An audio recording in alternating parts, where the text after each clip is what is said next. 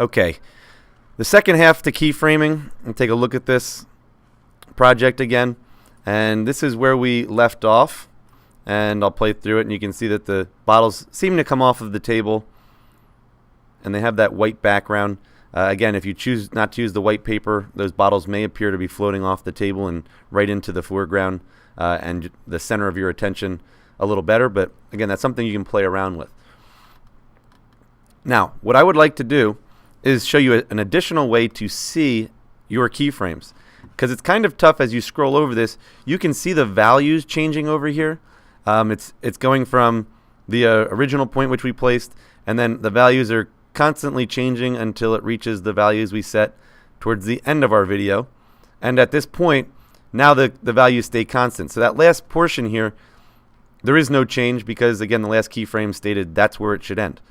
Now, we want to see these keyframes because it's really hard to manage adding and deleting keyframes if we can't see them. So to do that, with your clip selected, hit Control V on your keyboard, and it will open this entire window of keyframes. So all the keyframeable characteristics are now viewable. The keyer actually can be keyframed. You can add some keyframe characteristics to it. The color characteristics of the video, the transform, which if you look over here, the transform area or window is what we're currently editing in. Same thing goes with trim or crop. That's taking place in these areas. And then the distortion window as well. So there are a bunch of possible keyframeable characteristics and windows that we can deal with. Opacity being at the very bottom. This slider bar, again, associates with keyframes, and it would show up down here had you added any. So what I'm currently looking at is in my transform window, I notice there's a keyframe at the very beginning, and you can kind of see the little blue dot there. And then there's two little keyframes associated with this instance in time. If I wish to tweak my keyframing a little bit, this is a point where I can grab a keyframe and I can slide it. For instance, I want it to zoom in a lot faster. So I want it in the first 2 seconds or second and a half, I want it to zoom in much more quickly. So I can slide those keyframe characteristics to the earlier in the video clip. So when it plays, it moves in a little more quickly. I can see those keyframes and do this visually now once those markers are set. It automatically adjusts the information that's found in the transform window for you. It just moved the instant in which that keyframe was originally set. I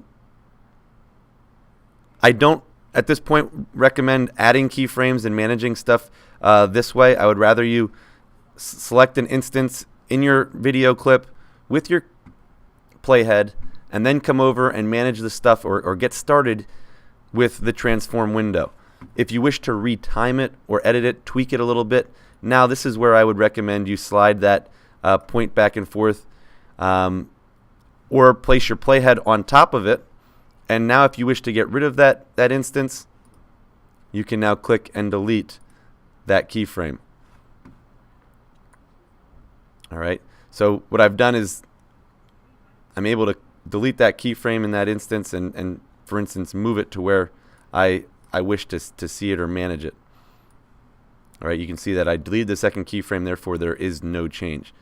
I can place my playhead back out here and add a keyframe by sliding it closer. It was back around 100%, and I can also change the location of it to make sure it is centered where I want it.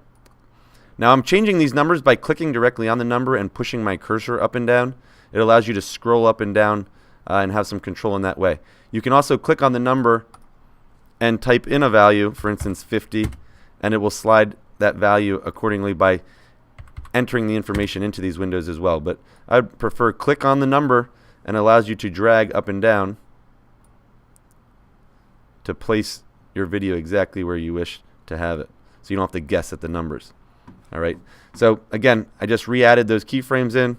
When I play through it, it's going to zoom in nicely. All right. So that's my video clip. That's my keyframed video clip that I wish to deal with.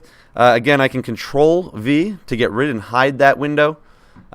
With that window hidden, I now have a clip that essentially should only exist in this way. I don't want it to move around. I don't want to slide my my attached clip, my secondary clip, one way or the other, because again it will mess up the entire appearance of that clip. So I want to make sure that this chunk of video stays together.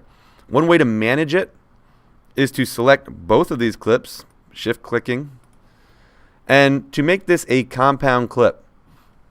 And again, it took the title of my project, so this is a green screen clip. I'm going to click OK.